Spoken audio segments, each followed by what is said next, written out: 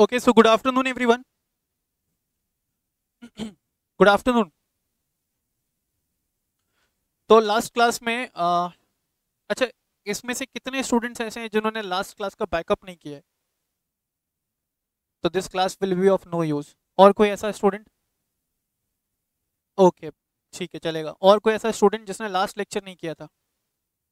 आप कल एब्सेंट थे, लाइव करके आए थे. Okay, what about the others? Have you gone through the lecture? अच्छा, आई थे तुम. हाँ, हो गया. चलो, तो देखिएगा, लास्ट क्लास में हम लोगों ने चार्जेस चैप्टर पढ़ना स्टार्ट किया था, है ना? चार्जेस के बारे में आपको बताया गया था. चार्जेस का मतलब क्या? Creation of security interest on any movable और immovable assets of the company, either by way of pledge, mortgage और हाइपोथिकेशन. ठीक है. फिर अपन लोगों ने पढ़ा था कि चार्जेस जो हैं दो प्रकार के हो सकते हैं, फिक्स चार्ज और फ्लोटिंग चार्ज. फिक्स चार्ज जो है नॉर्मली इमूवेबल एसेट्स पे क्रिएट किए जाते हैं, फिक्स एसेट्स पे क्रिएट किए जाते हैं, whose value generally remains fixed over a period of time. Floating charge ऐसे एसेट्स पे क्रिएट किए जाएंगे विच आर मूवेबल एंड जिनके वैल्यू में फ्लक्चुएशन आएगा, है ना? whose value keeps on fluctuating. For example, stock, for example, debtors, bank balance and all. Is it clear? फिर आपको बताया गया था दैट कंपनी जिसके फेवर में चार्ज क्रिएट करती है उसको अपन चार्ज होल्डर बोलते हैं. ठीक है. तो generally charges are created in favour of charge holder या क्रेडिटर. लास्ट बेंच पे इधर आ सकते हो आप. Generally charges are created in favour of creditor. फिर आपको बताया गया था कि whenever a company creates charge on any of its assets, the company is required to register such charges with the ROC within a period of 30 days. And in case if company fails to do so, then company can get it registered within the next 30 days by paying the additional fees. अगर अगले 30 दिन में भी नहीं करवा पाई तो अगले 60 दिन में कर सकती है by paying the ad valorem fees. ad valorem fees किसके ऊपर लगता है? On the basis of value of property. Okay. फिर इसके बाद अपन लोगों ने पढ़ा था कि अगर कंपनी ने चार्जेस क्रिएट किए बट उसको रजिस्टर नहीं कराया तो उस केस में पेनल प्रोविजंस अट्रैक्ट होगा कंपनी और उसके डायरेक्टर्स के ऊपर. Penal provisions will be attracted on the company as well as the directors of the company. Plus जो चार्ज होल्डर है, that charge holder will become unsecured. Plus charge if created on any assets and not registered, तो वहां पे वो जो assets है वो क्या माना जाएगा? चार्ज फ्री माना जाएगा. चार्ज फ्री माना जाएगा. Is it clear? फिर आपके साथ मैंने एक कॉन्सेप्ट डिस्कस किया था क्रिस्टलाइजेशन ऑफ चार्जेस का. क्रिस्टलाइजेशन ऑफ चार्जेस के रिस्पेक्ट में बताया गया था that crystallisation of charges is an event on the happening of which floating charge becomes fixed. ठीक है. क्रिस्टलाइजेशन ऑफ चार्जेस का मतलब है event on the happening of which floating charge will become fixed. तो पहला तो स्पेसिफाइड इवेंट है. दूसरा, अगर कंपनी लिक्विडेशन में चला गया. तीसरा, company ceases to carry on the business. चौथा, if the company makes default. पांचवा, अगर फ्लोटिंग चार्जेस है और उसका वैल्यू क्या हो जाए, हो सकता है. ठीक है. इसके अलावा और भी कुछ पढ़े थे अपन. Satisfaction of charges. Satisfaction of charges पढ़ लिया था या सिर्फ डिस्कस किया था? तो आज की क्लास स्टार्ट करते हैं.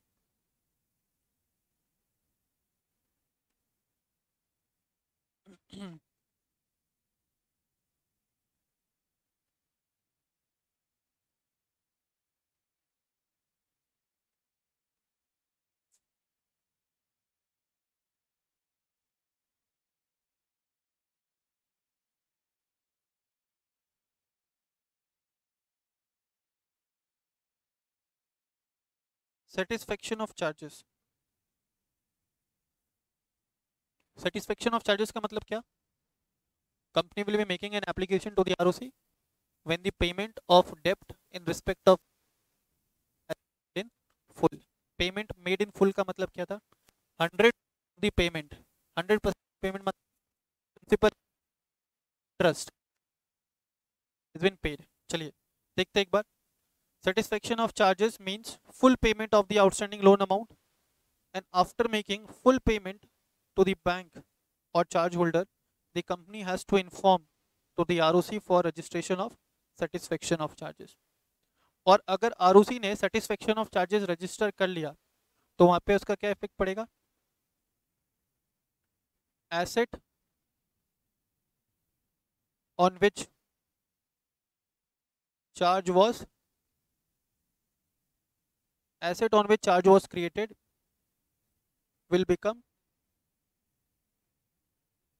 free from the charge.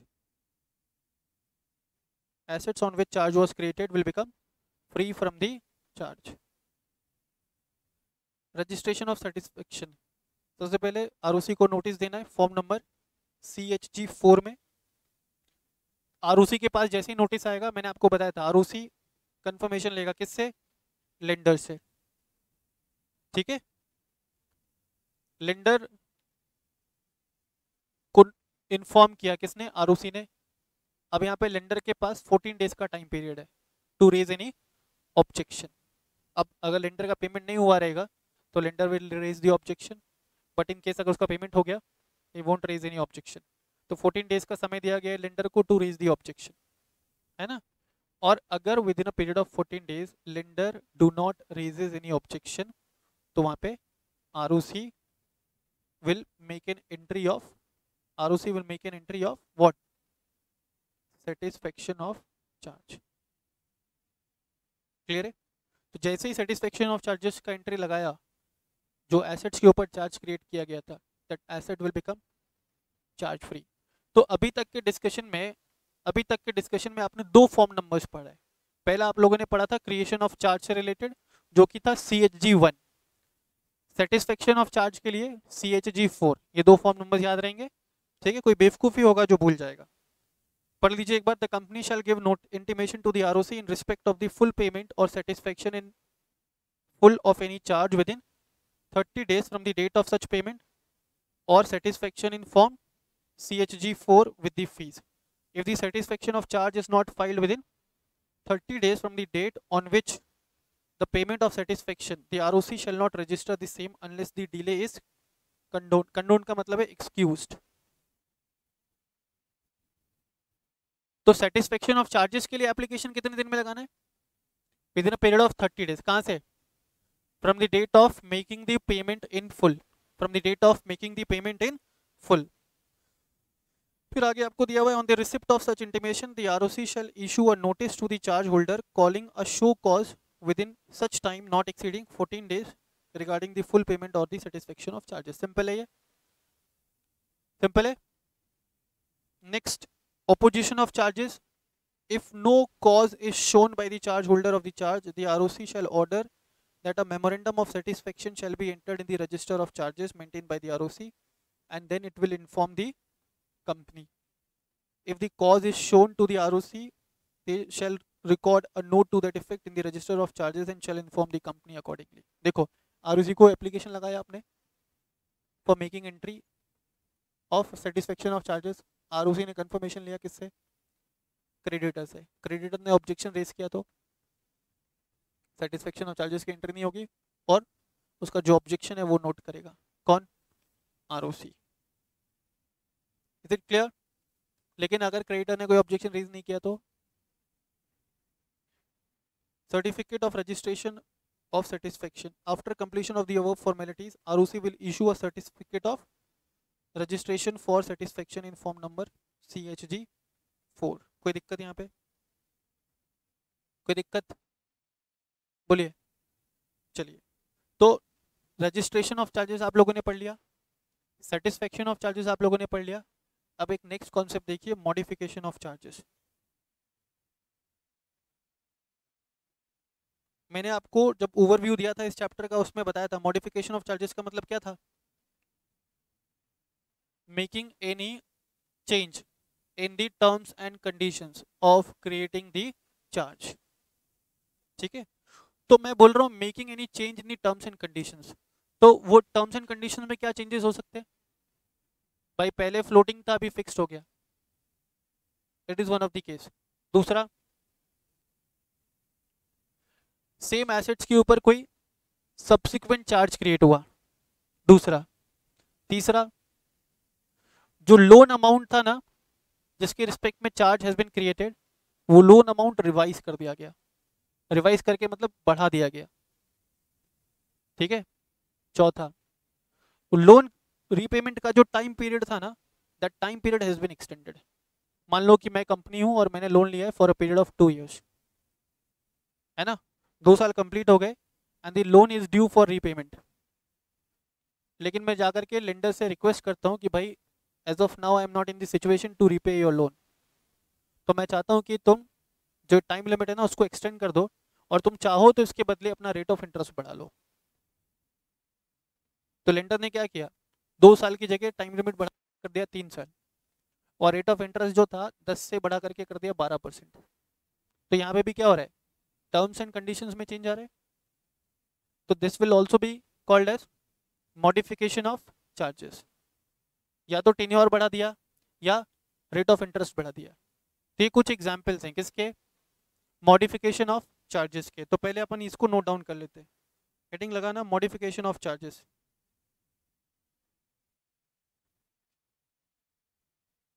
Modification of charges,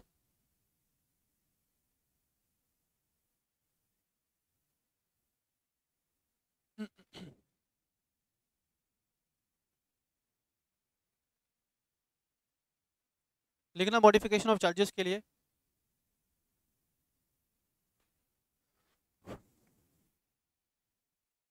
it means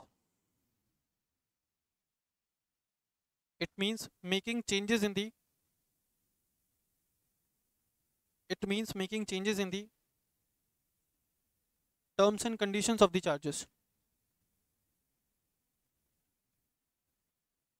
It means making changes in the terms and conditions of the charges. ठीक है, तो अब इसके जो एग्जाम्पल्स है वो लिख लो। मॉडिफिकेशन ऑफ चार्जेस के जो एग्जाम्पल्स अपन ने डिस्कस किए वो लिख लीजिए आप लोग।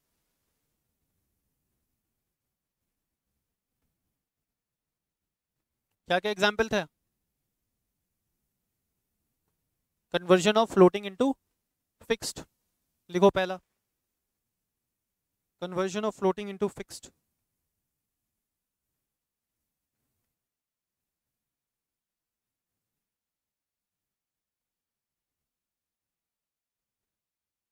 ठीक है, दूसरा क्या था, creating subsequent charge on the same assets.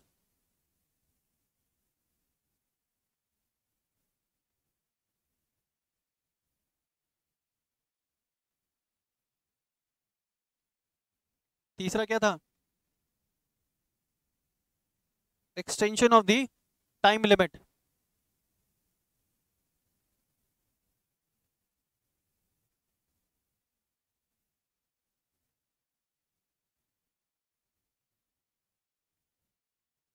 Extension of the time limit. दूसरा क्या था, change in the rate of interest.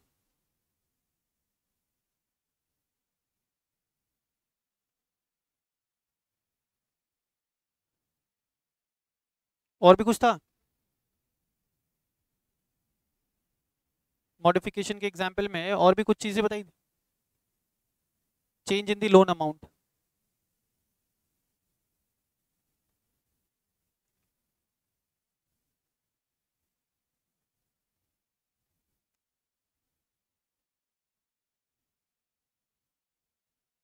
अच्छा, फिर एक चीज और देखना, मॉडिफिकेशन ऑफ चार्ज तभी वैलिड होगा when it is duly registered with ROC.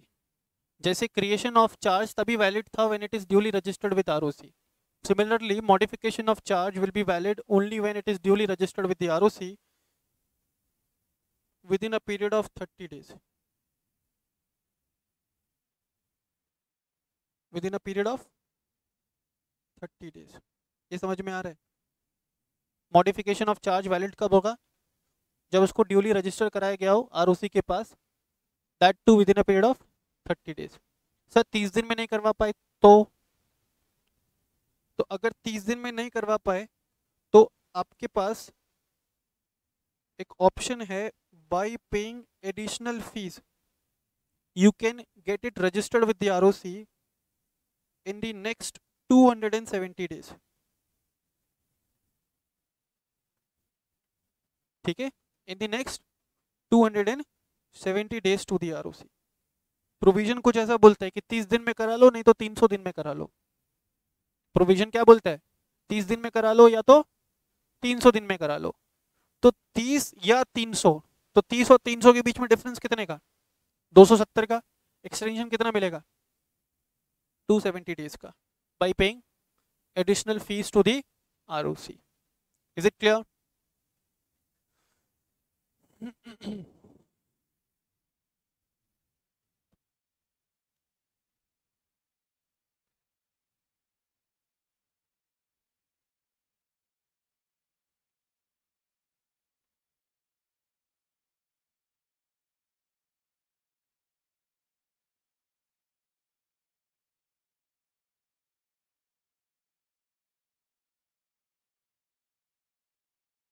Done.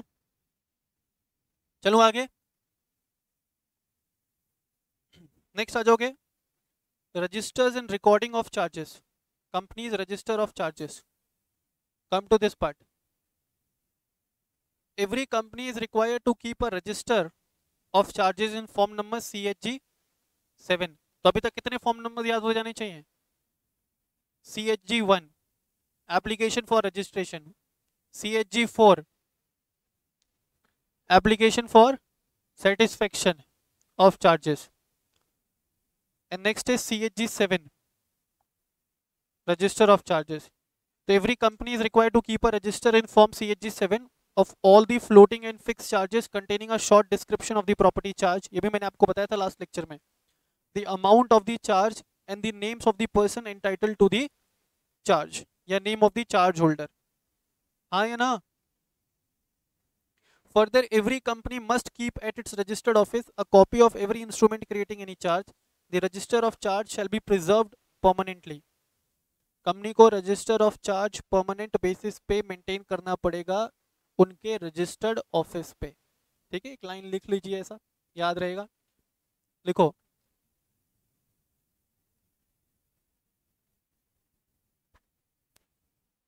a company is required to maintain register of charges. A company is required to maintain register of charges on permanent basis. A company is required to maintain register of charges on permanent basis at its registered office.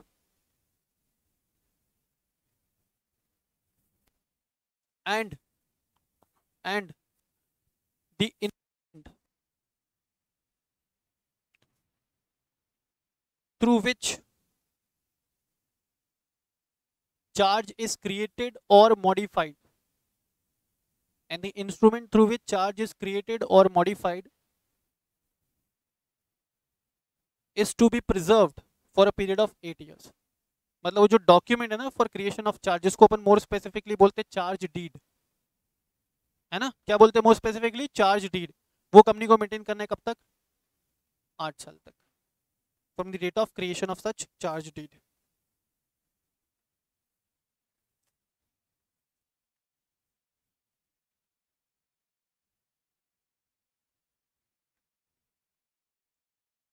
Is it clear?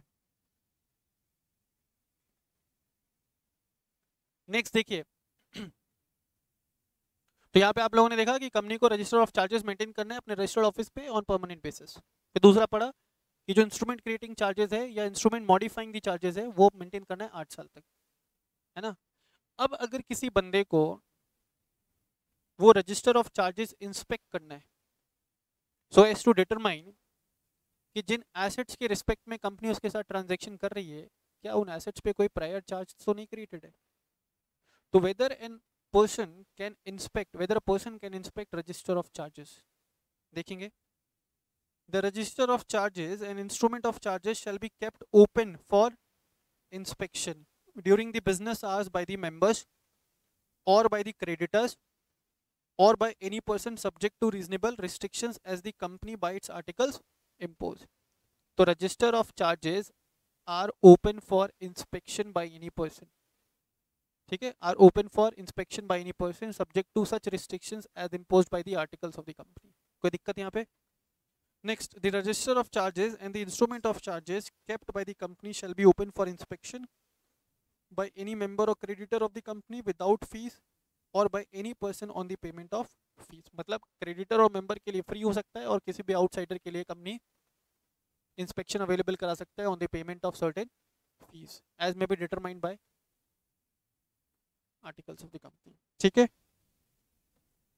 Is it clear? In accordance with section 81 and the rules, the registrar of company shall maintain a register containing particulars of the charges registered in respect of every company. The particulars of the charges maintained on the Ministry of Corporate Affairs portal mca.gov.in. आप देखना किसी भी company के respect में अगर आप determine करना चाहते हो कि उस कंपनी ने अपने कौन कौन से एसेट्स के ऊपर चार्ज क्रिएट किया हुआ है, तो वो इन्फॉर्मेशन आप एक्सेस कर सकते हो by logging on to this portal. By logging on to this portal का नाम है www.mca.gov.in. डायरेक्ट आप लॉगिन नहीं करोगे, पहले आपको एक लॉगिन आईडी क्रिएट करना रहता है, अपना क्रेडेंशियल्स एंटर करना रहता है और क्रेडेंशियल एंटर करके आप किसी भी कंपनी के इंफॉर्मेशन एक्सेस कर सकते हैं after the payment of prescribe fees, so as to ensure कि अगर उस कंपनी के साथ किसी भी पर्टिकुलर एसेट्स के रिस्पेक्ट में कोई ट्रांजेक्शन करने के लिए जा रहे हो, मतलब समझ रहे हो, मैं कंपनी को लोन देने के लिए जा रहा हूँ, मैं बैंक हूँ और कंपनी को लोन देने के लिए जा रहा हूँ. कंपनी ने एग्री किया है to create charge on its plant and machinery, तो आई नीड टू कंफर्म ना कि जिन प्लांट एंड मशीनरी के ऊपर वो कंपनी चार्ज क्रिएट करने के लिए जा रही है, क्या उसके ऊपर कोई प्रायर चार्ज तो एग्जिस्ट नहीं करता है, और अगर करता है तो कितने वैल्यू तक का करता है, so as to ensure that my interest is not going to be adversely affected. तो ये इन्फॉर्मेशन मैं एक्सेस कर सकता हूँ by logging on to the portal of MCA. Is it clear? The charge register shall be open to inspection by any person on the payment of fees for each inspection. कोई दिक्कत यहाँ पे? चलिए, तो अभी तक अपन ने क्या क्या चीज़ें पढ़ी, एक बार फिर से रिकैप करते हैं. चार्ज का मीनिंग देखा, टाइप्स ऑफ चार्जेस देखा, रजिस्ट्रेशन ऑफ चार्जेस देखा, इफेक्ट ऑफ नॉन रजिस्ट्रेशन देखा, देन सेटिस्फेक्शन ऑफ चार्जेस देखा, देन मॉडिफिकेशन ऑफ चार्जेस देखा, देन रजिस्टर ऑफ चार्जेस देखा. ठीक है, अब आगे बढ़ जाते हो. एक और बढ़िया कॉन्सेप्ट है पोस्टपोनमेंट ऑफ फ्लोटिंग चार्जेस.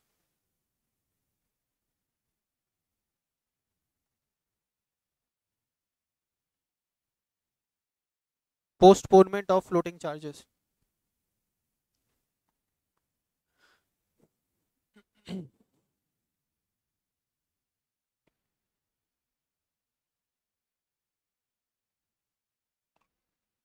आगे. अच्छा, मुझे एक बात बताओ, पोस्टपोनमेंट वर्ड का मतलब क्या होता है? क्या कर देना? टाइम पीरियड को एक्सटेंड कर देना. ओके, हम बोलते ना यार कि राइट पोस्टपोन हो जाना या क्लास पोस्टपोन हो जाना, मतलब नहीं, क्लास पोस्टपोन हो गई मतलब आज होनी थी लेकिन आज ना हो करके, तो जो क्लास आप आज अटेंड कर सकते थे वो आप आज नहीं कर पाओगे, क्या होगा? May be on some other day, है ना. पोस्टपोनमेंट का मतलब ये होता है ना, डेफर, कोई चीज़ डेफर हो जाना. मेरी बात समझ में आ रहा है क्या?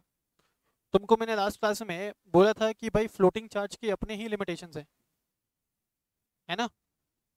फ्लोटिंग चार्जेस के अपने ही लिमिटेशंस है and thus it is advisable to go for fixed charge rather than floating charge. मैंने बताया था आपको लास्ट लेक्चर के अंदर. तो जो मैंने बोला था ना कि फ्लोटिंग चार्जेस के अपने ही डिसएडवांटेजेस हैं, उसमें से देखिए एक बहुत बड़ा एस्पेक्ट अपन यहाँ पे भी डिस्कस करेंगे, पोस्टपोनमेंट ऑफ फ्लोटिंग चार्ज. इसका मतलब क्या? इसका मतलब है कि जिसके फेवर में फ्लोटिंग चार्ज क्रिएट किया गया है ना, बोलो ऐसा,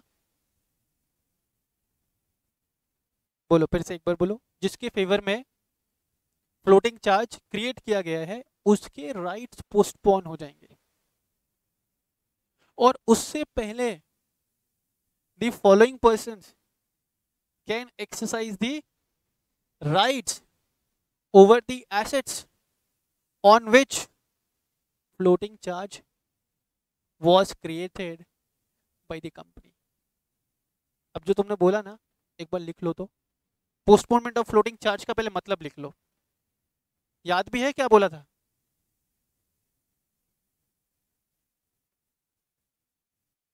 नहीं याद है ना? चलो मैं ही लिखवा देता हूँ। पोस्टपोनमेंट ऑफ फ्लोटिंग चार्ज, ऐसा ये तो लिख लोगे। What happened? You want to fight?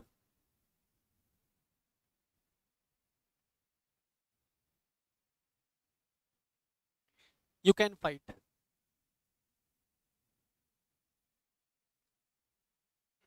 After the class.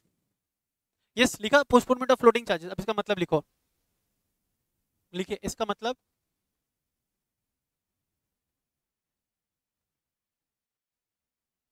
इसका मतलब कि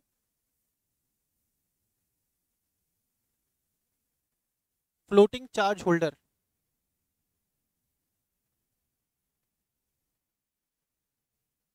floating charge holder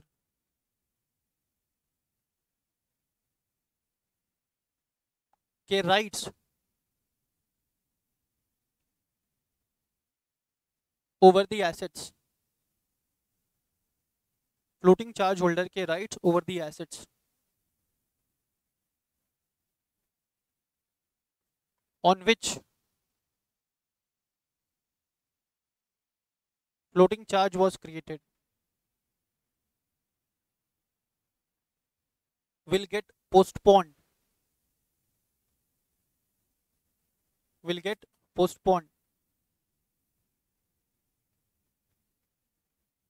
in favor of will get postponed in favor of some other person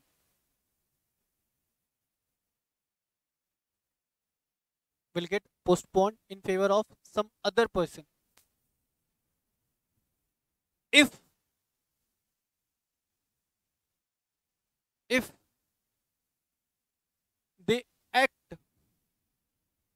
they act यहाँ पे जो लिखा था ना दे, उसके नीचे एक ऐसा उड़ता हुआ तीर लगाओ और लिखो वहां पे other person. if they act before the crystallization of charges, if they act before the crystallization of charges,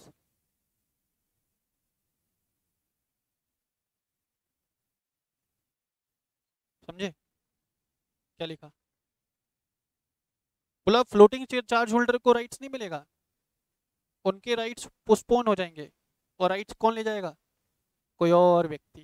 अब वो व्यक्ति कौन होगा वो अपन देखेंगे। वो राइट्स कौन ले जाएगा? कोई और पार्टीज। अगर उन्होंने एक्ट किया बिफोर क्रिस्टलाइजेशन ऑफ चार्जेस। ठीक है, बिल्कुल ध्यान से समझना। अब एक एग्जाम्पल मैंने तुमको दिया था लास्ट लेक्चर के अंदर। मैंने तुमको बोला था कि भाई नॉलेज एकेडमी के पास कुछ भी मूवेबल एसेट्स नहीं है, सॉरी इमूवेबल एसेट्स नहीं है, कोई भी फिक्स एसेट्स नहीं है, सारे के सारे क्या है? Movable assets. याद है तुमको? देखो कितने रुपए के एसेट्स थे नॉलेज एकेडमी के पास? 32 लाख के। अब इनके ऊपर प्लेज क्रिएट करके नॉलेज एकेडमी ने लोन लिया था एसबीआई बैंक से। चलो अभी एसबीआई कर दो, पीएनबी कर दे दो ताकि कोरिलेट कर पाओ। बाद में बच्चा ये भी डाउट पूछ ले।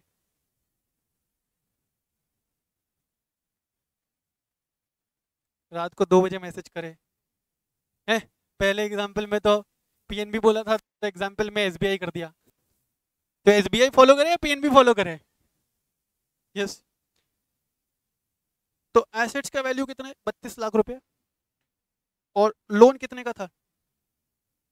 मान लो कि ये जो झोला है ना, इसमें सब एसेट्स है, सब एक जगह बंद करके रखा है। लोन कितने का था? 15 लाख रुपए का। ठीक है। और इन एसेट्स के ऊपर ना फ्लोटिंग चार्ज क्रिएटेड था। कौन सा चार्ज क्रिएटेड था? Floating charge by way of pledge. क्योंकि मूवेबल गुड्स पे क्या क्रिएट होता है? प्लेज। ठीक है, floating charge by way of pledge. Floating charge किसके फेवर में? पीएनबी बैंक के फेवर में। ठीक है। तो फ्लोटिंग चार्ज के केस में तुम लोगों ने पढ़ा था कि assets on which floating charge is created can be used by the company and can even be हाँ dealt in by the company। ठीक है। और ये है नॉलेज एकेडमी जो रेंटेड प्रीमाइसेस में था, है ना। और तुम्हें मालूम है पिछले 3 साल से एक भी रुपए रेंट नहीं पे किए। एग्जाम्पल है, बिना रेंट के कोई रहने देगा क्या? बिना रेंट के कोई रहने देगा क्या? पिछले 3 साल से नॉलेज एकेडमी ने 0 रुपीज रेंट पे किया है। somehow I managed my landlord for the last 3 years। मैं उसको बोलता रहा कि आज नहीं कल बच्चे बढ़ेंगे तो पैसा आएगा, पैसा आएगा तो रेंट दूंगा, आज नहीं तो कल, कल नहीं तो परसों आपका रेंट जरूर दूंगा, आपका रेंट खा के नहीं मरूंगा। ऐसा सुनते सुनते उसको कितने साल हो गए? 3 साल। अब वो परेशान हो गया। ठीक। 3 साल का उसका रेंट बनता है 22 लाख रुपए। ठीक है। 3 साल का उसका रेंट बनता है 22 लाख रुपए। अब वो परेशान हो चुका है। बोला मैं नहीं जानता कुछ भी, मुझे मेरा रेंट का पैसा चाहिए। मैंने बोला नहीं है पैसा, जो करना है कर लो। क्या करेगा वो? क्या करेगा sir? What they will do? They मतलब लैंडलॉर्ड। लैंडलॉर्ड क्या करेगा अभी? लैंडलॉर्ड आएगा और यहाँ से सामान उठाना स्टार्ट करेगा। कितने वैल्यू के सामान उठा लेगा? 22 लाख रुपए तक के सामान उठा लेगा। टोटल एसेट्स कितने का था? 32 लाख। लैंडलॉर्ड ने कितना पैसा निकलवा लिया? 22 लाख। बैंक का कितना पैसा था? 15 लाख। तो in any case bank is going to recover their amount. यहाँ पे नुकसान किसको? बैंक को। मेरी बात समझ में आ रही है क्या? तो बोला अगर लैंडलॉर्ड का पैसा ड्यू है और अगर लैंडलॉर्ड एक्शन ले against the assets of the company on which floating charge is created, तो जो फ्लोटिंग चार्ज होल्डर है ना, their rights will get postpone. किसको प्रायोरिटी मिल जाएगी? लैंडलॉर्ड को, प्रोवाइडेड लैंडलॉर्ड वो एक्शन ले before the crystallisation of charges. Example समझ में आया सबको?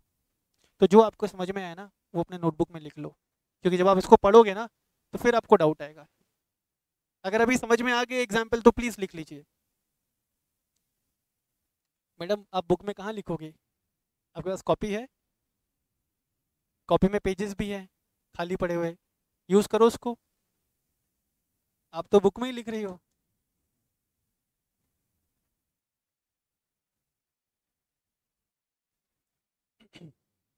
Please copy this example along with the facts कि नॉलेज एकेडमी का 3 साल का रेंट ड्यू था, रेंट 22 लाख रुपए का था, उनका टोटल एसेट्स 32 लाख रुपए का था और लोन 15 लाख रुपए का था। अगर लैंडलॉर्ड ने पहले वो एसेट्स बेच करके पैसे निकलवा लिए तो लैंडलॉर्ड को प्रायोरिटी मिलेगा as compare to the bank जिसके फेवर में floating charge was created on the assets of the company.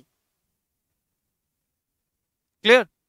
Provided the landlord has acted before the crystallisation of charges. क्यों ऐसा? क्यों? क्योंकि जैसे क्रिस्टलाइजेशन ऑफ चार्जेस होगा ना तो फ्लोटिंग क्या बन जाता है? फिक्स बन जाता है। फिक्स बन गया तो company will lose the right to deal in such assets. या डील मतलब सेल ही हो गया ना। क्लियर है? Please copy this. I am giving you 2 minutes।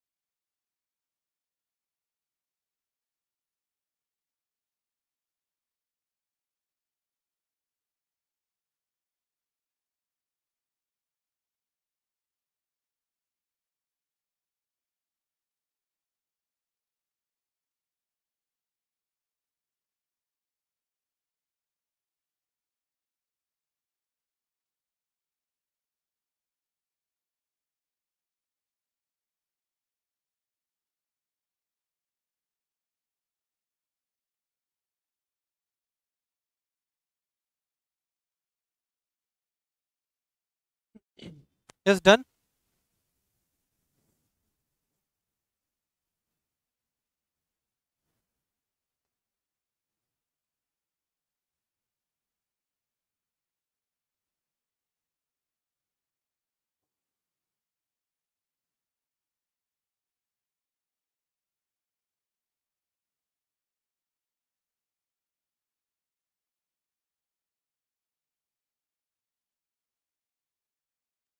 Done with this. चलो आगे देखिए. The creation of a floating charge leaves the company. Leaves का मतलब क्या है यहाँ पे? छुट्टी. Permits the company to create a legal and equitable mortgage on the same property until the floating charges crystallizes. हाँ ये ना, आप लोगों ने पढ़ा था कि जिन एसेट्स पे फ्लोटिंग चार्ज क्रिएटेड है उन एसेट्स पे कंपनी सब्सिक्वेंट मॉर्गेज भी क्रिएट कर सकती है. where such a mortgage is created it has the priority over the floating charge which gets postponed. The floating charge is postponed in favor of the following person if they act before the crystallization of the security. पहला example मैंने आपको करवा दिया. एक landlord जिसका पैसा बनता था रेंट का, अगर उसने एक्शन ले लिया over the assets on which floating charge was created before the crystallisation of such charge, तो उस लैंडलॉर्ड को प्रायोरिटी मिलेगा. किसके अगेंस्ट प्रायोरिटी मिलेगा? किसके अगेंस्ट? चार्ज होल्डर के अगेंस्ट. हमारे एग्जांपल में चार्ज होल्डर कौन था? बैंक. यस. उसके बाद है a creditor who obtains a garnish order absolute. इसका क्या मतलब है? a creditor who obtains garnish order absolute. garnish order सुने क्या तुम लोग पहले?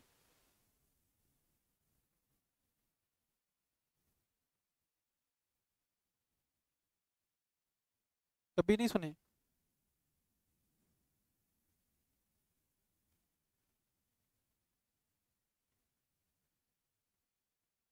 लिखो power to attach.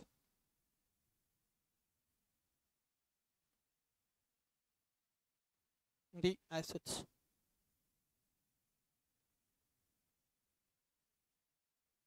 power to attach the assets. Attachment का मतलब है, ये भी थोड़ी ना पता है उनको. Power to seize the assets.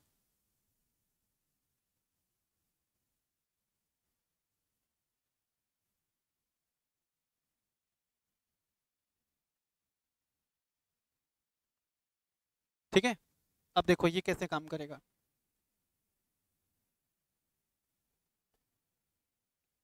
मान लो कि ये कंपनी है ए लिमिटेड. ठीक है. और ए लिमिटेड ने अपने स्टॉक एंड डेटर्स, स्टॉक है कंपनी के 3 करोड़ रुपए के और डेटर्स है कंपनी के 15 करोड़ रुपए के. प्लीज स्क्रीन पे देखना. इस कंपनी ने अपने स्टॉक और डेटर्स के ऊपर ना फ्लोटिंग चार्ज क्रिएट किया हुआ है. कितना वैल्यू हो गया टोटल? इसके ऊपर ना कंपनी ने फ्लोटिंग चार्ज क्रिएट किया हुआ है इन फेवर ऑफ पीएनबी बैंक. ठीक है. Against a loan amount of rupees 7.5 crore. Against a loan amount of rupees 7.5 crore. इसमें कोई दिक्कत? कंपनी ने लोन लिया था 7.5 करोड़ का और 7.5 करोड़ के लोन के बदले company has created floating charge on their stock and debtors. Debtors कितने के अभी हैं आउटस्टैंडिंग? 15 करोड़ के. मतलब कंपनी के पास राइट है 15 करोड़ के डेब्ट्स रिकवर करने के. ठीक है. और इस कंपनी का ना एक क्रेडिटर है XYZ लिमिटेड, जिसने इस कंपनी को ना रॉ मटेरियल सप्लाई किया है. रॉ मटेरियल सप्लायर है, क्रेडिटर है. और भाई इसका ना बिल ड्यू चल रहा है कंपनी के अगेंस्ट. इसका कंपनी के अगेंस्ट बिल ड्यू चल रहा है लेट्स से 13 करोड़ रुपए का. तो XYZ लिमिटेड ए लिमिटेड से पैसा मांग मांग करके थक चुका है। ठीक, ये पैसा मांगने जाता है और ए लिमिटेड बोलता है कि नहीं है पैसा, भाग जा यहाँ से। ठीक है, नहीं है पैसा, कोर्ट में चले जा, नहीं है पैसा, जो उखाड़ना है उखाड़ ले, नहीं है अभी देने को पैसा। ये X Y Z limited court में गया। ठीक है, कोर्ट में गया मालूम है, टू गेट गार्निशी ऑर्डर। अब गार्निश ऑर्डर में क्या होगा, कोर्ट जो है इस कंपनी के डेटर को ऑर्डर देगा। कोर्ट क्या करेगा, इस कंपनी के डेटर को ऑर्डर देगा। क्या ऑर्डर देगा, बोला कि भाई instead of paying 15 crore to A limited, उनको सिर्फ 2 करोड़ का पेमेंट करो, और उनको जो 13 करोड़ का पेमेंट करना था ना एक्स्ट्रा, वो आप क्या करो, इसके क्रेडिटर्स को, वो क्या करो इसके क्रेडिटर्स को। तो इसको अपन बोलते हैं गार्निश ऑर्डर। ठीक है, अगर मेरा राइट है किसी से पेमेंट रिकवर करने का, और मेरा क्रेडिटर मेरे अगेंस्ट अगर गार्निश ऑर्डर ले आया, तो मेरा जो डेटर है ना, वो मुझे पेमेंट ना करके किसको करेगा, पहले मेरे क्रेडिटर्स के डेप्ट सेटल करेगा। फिर अगर कुछ लेफ्ट ओवर बैलेंस बचता है तो that will be paid to me, otherwise my debtor will be making payment to my creditor. तो इस केस में भी किसका इंटरेस्ट अफेक्ट हो रहा है, बैंक का। कब कब, if the creditor has acted before the crystallisation of charges. बोलो क्या डाउट है तुम्हारा, हो गया, और किसी को डाउट है, ये केस समझ में आया तुमको, पहले इसको कॉपी करो, फिर लिखवाऊंगा इसको प्रॉपर मीनिंग।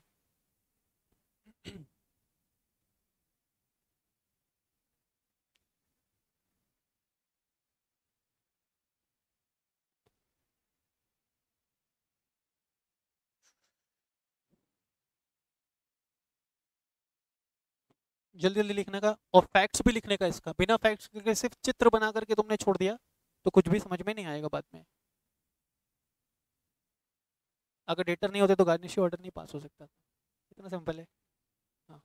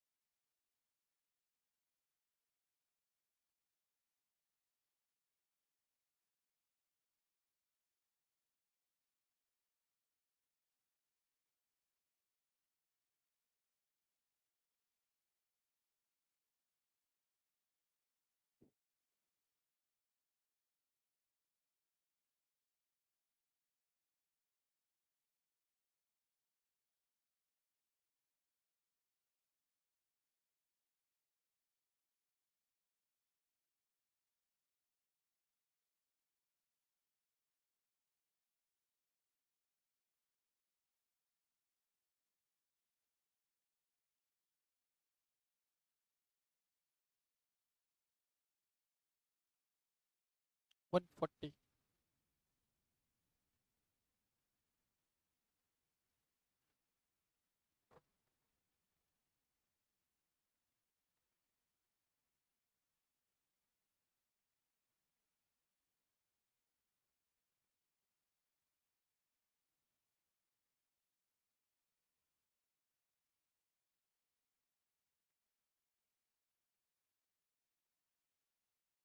देखिए मैंने लिखा है, a garnishee order is an order issued by the court, किसके रिक्वेस्ट पे, क्रेडिटर के रिक्वेस्ट पे। जिसमें क्या किया जा रहा है, फंड्स अटैच किया जा रहा है in the hands of third party. यहाँ पे फंड्स किसके हाथ में था, कंपनी का, डेटर के पास। Who own the money to the judgement debtor. कोई दिक्कत यहाँ पे?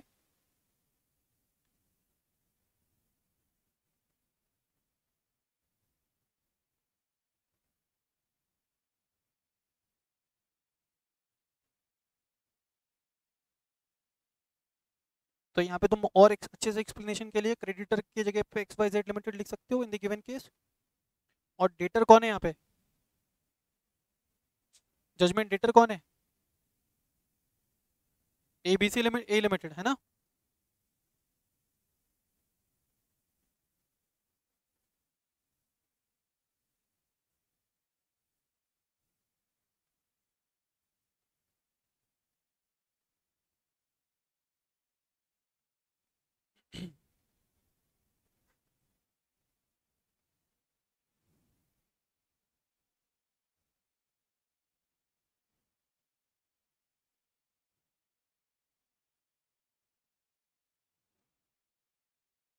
Yes done, make it fast.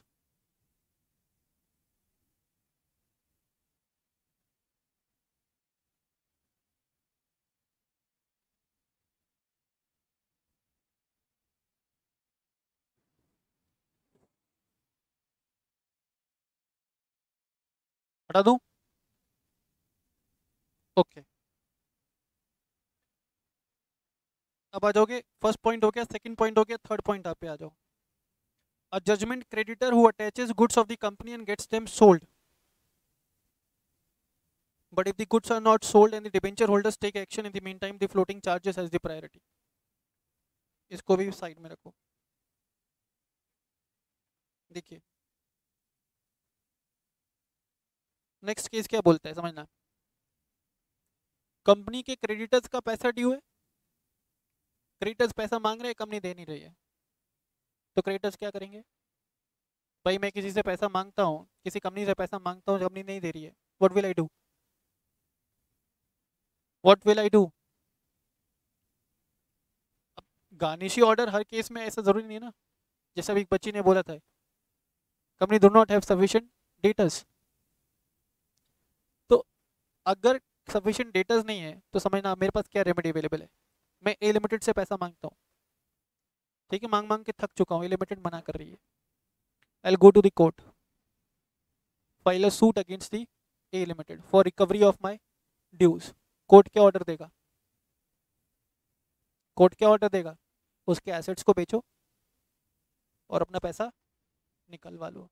तो मैं कोर्ट के ऑर्डर के थ्रू सामने वाले कंपनी का एसेट्स बेच करके पैसा निकलवा रहा हूँ, तो हो सकता है ना जिस एसेट्स को मैं बेच रहा हूँ उसके ऊपर floating charge was created in favour of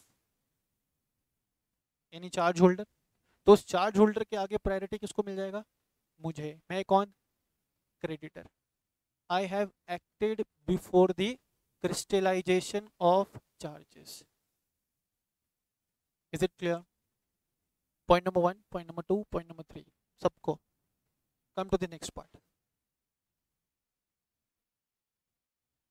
The employees of the company as well as other preferential creditors in the event of winding up of the company.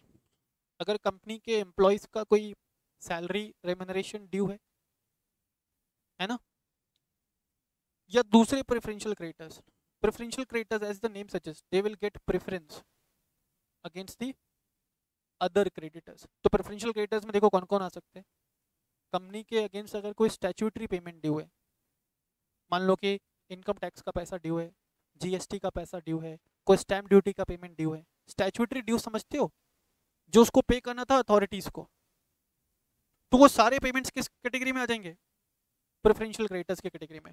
तो बोला अगर कंपनी वाइंडिंग अप में चली गई, इन केस अगर company winding up में चली गई और कंपनी के एम्प्लॉइज एंड प्रेफरेंशियल क्रेडिटर्स का पेमेंट ड्यू है, and if they have acted before the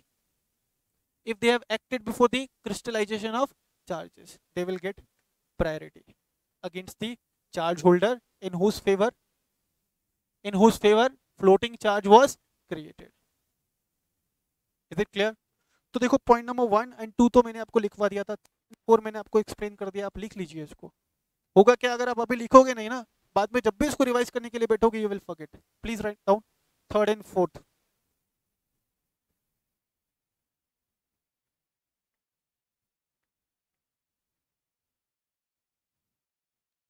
third and fourth point जो भी आपको समझ में आया लिख लीजिए अपने हैंडराइटिंग में.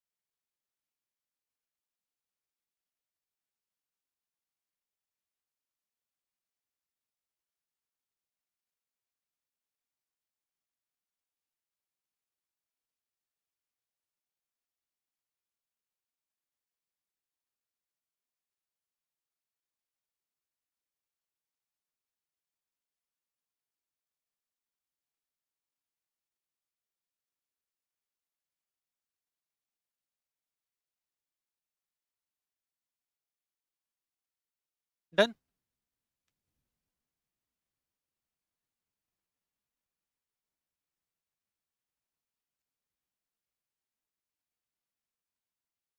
क्या हुआ तुम्हें? तबीयत खराब हो गई? तो why are you crying? Provision is not that much difficult. Headache हो गया? मेरे को लगा रोने लग गई, ऐसा पता नहीं क्या पढ़ा दिया मैंने.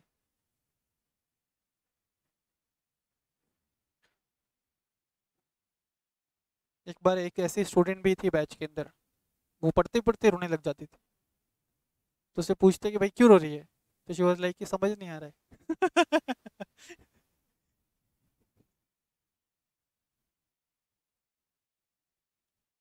फिर वो फेल हो गई, फिर उसने छोड़ दिया कोर्स.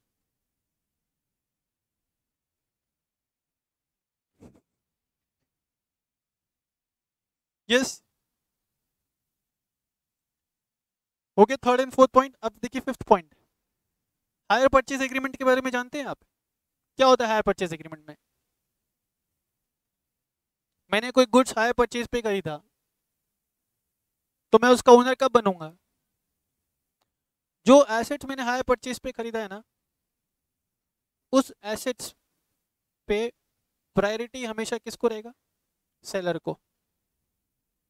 मेरी बात समझना, मैंने एक गुड्स खरीदा हायर परचेज पे, उसके ऊपर मैंने फ्लोटिंग चार्ज क्रिएट कर दिया, तो फ्लोटिंग चार्ज होल्डर के अगेंस्ट हमेशा प्रायोरिटी किसको रहेगा? सेलर को. बिकॉज उस गुड्स का एक्चुअल ओनर कौन है? सेलर, है ना? देखिए, the supplier of the goods to the company under a hire purchase agreement on the terms that goods are to remain the property of the seller until they are paid in full, they are paid for in full, has the priority over the floating charge holder. समझ रहे हैं क्या? मैंने कोई भी movable assets खरीदा hire purchase पे, उसके ऊपर फ्लोटिंग चार्ज क्रिएट किया, तो फ्लोटिंग चार्ज होल्डर के अगेंस्ट प्रेफरेंस हमेशा किसको मिलेगा? सेलर को. क्लियर है? Debenture holders with floating charge do not therefore enjoy the same rights as the secured creditor for claim against the company. कोई दिक्कत? क्योंकि अभी तो अपन ने देखा कि फ्लोटिंग चार्ज होल्डर के साथ क्या है? An number of restrictions engaged है. फ्लोटिंग चार्ज होल्डर्स को तो हो सकता है उनके राइट्स अवेलेबल ना हो in case of postponement of their rights. Is it clear? तो सर एक बात मुझे बताओ कि तो फिर इन सब से बचने के लिए फ्लोटिंग चार्ज होल्डर के पास कोई रेमेडी नहीं है? मैंने तुम लोगों को लास्ट लेक्चर में बताया था कि कंपनी ने जिन एसेट्स के ऊपर फ्लोटिंग चार्ज क्रिएट किया है, सेम एसेट्स के ऊपर कंपनी सब्सिक्वेंट चार्ज भी क्रिएट कर सकता है ना। और वो सब्सिक्वेंट चार्ज में रैंक परिपस्सु, में रैंक परिपस्सु का मतलब that subsequent charge will rank equally. Subsequent और फर्स्ट दोनों जो चार्जेस हैं, दोनों जो चार्ज होल्डर है, they will be ranking equally. इसको क्या रोका नहीं जा सकता? बिल्कुल रोका जा सकता है। चार्ज होल्डर जब चार्ज डीड बनाएगा ना, तो चार्ज डीड के अंदर एक क्लॉज लगा देगा, किस्मत भाई जिन एसेट्स के ऊपर चार्ज क्रिएट किया जा रहा है हमारे फेवर में, उन एसेट्स के ऊपर कोई भी सब्सिक्वेंट चार्ज क्रिएट नहीं करना है। Is it clear? तो इस तरीके से फ्लोटिंग चार्ज होल्डर क्या कर सकता है? अपने इंटरेस्ट को प्रोटेक्ट कर सकता है from any subsequent charges created on the same assets। देखिए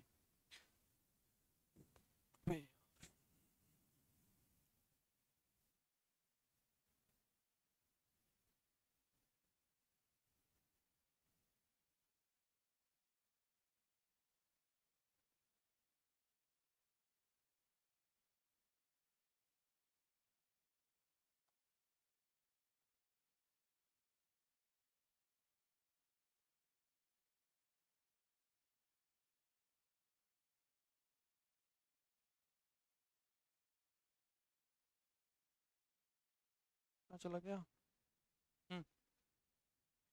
The deed creating the floating charge, or more specifically charge deed, may however contain a clause restricting the power of the company to create charge in priority to or paripassu with it। But even in such a case, a person who takes the mortgage without the notice of floating charge gets priority, but such a contingency can be safeguarded by registering the charges। अब इसके दो पहलू हैं, दो बातें की जा रही है इसमें। पहला बात क्या बोला कि सुनो फ्लोटिंग चार्ज होल्डर, अपने इंटरेस्ट को सिक्योर करने के लिए चार्ज डीड में एक क्लॉज एंट्री कर लो, एक क्लॉज एंटर कर लो। क्या क्लॉज है सर? कि जिन एसेट्स के ऊपर फ्लोटिंग चार्ज क्रिएट किया जा रहा है, उन चार्ज होल्डर के फेवर में सेम एसेट्स के ऊपर no subsequent charge ranking equally could be created. और अगर क्रिएट हुआ भी तो पहले जिसके फेवर में क्रिएट हुआ था ना, दैट पर्सन या that charge holder will get the priority. पहला तो ये तुम्हारे पास रेमेडी है। दूसरा, अब ये रेमेडी है ना, तो इस रेमेडी के साथ एक प्रॉब्लम भी है। देखो क्या प्रॉब्लम है, मैंने अभी थोड़ी देर पहले तुमको कहा था, कौन है?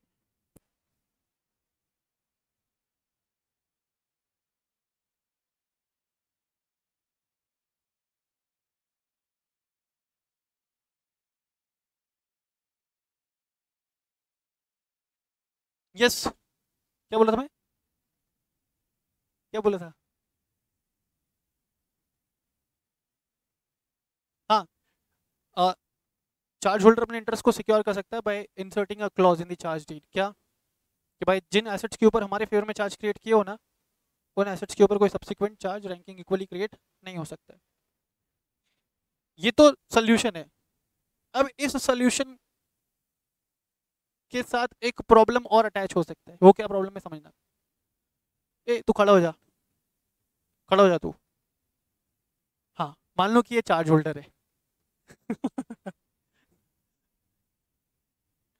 मान लो ये चार्ज होल्डर है in whose favour floating charge has been created. ठीक है, क्या नाम था तुम्हारा? रोहित। रोहित के फेवर में floating charge was created and Rohit ने रिस्ट्रिक्शन भी लगा रखा था। ठीक है, रोहित ने रिस्ट्रिक्शन भी लगा रखा था चार्ज डीड में। इसने बोला था मुझे कि सर, मैं सर मतलब मैं कंपनी हूँ, मैं आर्टिफिशियल पर्सन। मैं क्या बोला था? सर, जिस एसेट्स के ऊपर मेरे फेवर में चार्ज क्रिएट किया ना, इस एसेट्स के ऊपर फर्दर चार्ज क्रिएट करने की ज़रूरत और हिम्मत दोनों मत करना। मतलब भाई ठीक है, नहीं करूँगा, मैं कंपनी। ठीक है, तू खड़ी हो जा। अब ऑल्दो मैंने इसको प्रॉमिस किया था, ऑल्दो मैंने इसको प्रॉमिस किया था किसके अंदर? चार्ज डीड के अंदर, that I will not be creating any further charge. लेकिन मैंने ऐसा किया and she do not have the notice of the same, she do not have the notice of the same. क्या नोटिस, किस चीज का नोटिस नहीं है? कि जिन एसेट्स के ऊपर इसके फेवर में चार्ज क्रिएट किया जा रहा है उस एसेट्स के ऊपर कोई प्रायर चार्ज भी है, इसके पास नोटिस नहीं है, इसको इन्फॉर्मेशन नहीं है। इसको इन्फॉर्मेशन कब नहीं होगा? सब्सिक्वेंट चार्ज होल्डर के पास ये इन्फॉर्मेशन कब नहीं होगा? बेटा सब्सिक्वेंट चार्ज होल्डर के पास ये इन्फॉर्मेशन तब नहीं होगा जब मैंने उस चार्ज को रजिस्टर नहीं कराया है। क्योंकि अगर मैंने उस चार्ज को रजिस्टर कराया होता तो सब्सिक्वेंट चार्ज होल्डर क्या करता? एमसीए की वेबसाइट पे जाकर के इंस्पेक्शन कर लेता। लेकिन मेरा तो इंटेंशन ही मैलाफाइड है ना, मैंने उसका रजिस्ट्रेशन नहीं करवाया था, मैंने उसका रजिस्ट्रेशन नहीं करवाया था और subsequent charge holder had no notice of the same. In that case subsequent charge holder will also get the rights over the assets. दोनों बैठ जाओ, समझे? चलो फिर से एक बार, क्रेडिटर जिसके फेवर में जिसके फेवर में फ्लोटिंग चार्ज क्रिएटेड है वो अपना इंटरेस्ट प्रोटेक्ट कर सकता है by inserting a clause in the charge deed. क्या?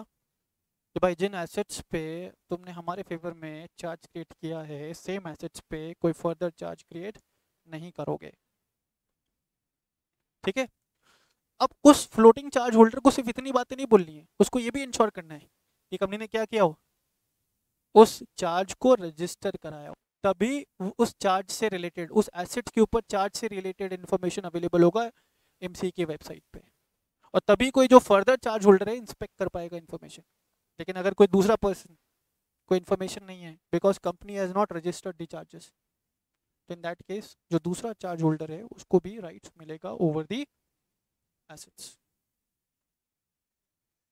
आई होप यहां तक क्लियर है सबको, बोलिए। तो यहां तक आप लोग पढ़ के आएंगे, ठीक है? अब थोड़ी बहुत चीजें और बची हैं इस चैप्टर से रिलेटेड, वो मैं आपको कल करवाऊंगा, और प्लस इस चैप्टर से रिलेटेड केस स्टडीज मैं आपको करवा दूंगा कल। ठीक है, 5 से 7 केस स्टडीज हैं, फिक्स टाइप की केस स्टडीज क्वेश्चन है, वो मैं आपको कल के लेक्चर में करा दूंगा और ये चैप्टर भी कल कंप्लीट हो जाएगा। Is it clear? I hope अभी मैंने जो भी पढ़ा है वो आप सबको क्लियर है। फिर भी आप एक बार रिवाइज करके आइए, कोई भी डाउट है तो पूछिए। Tomorrow we will be completing this chapter. Thank you so much.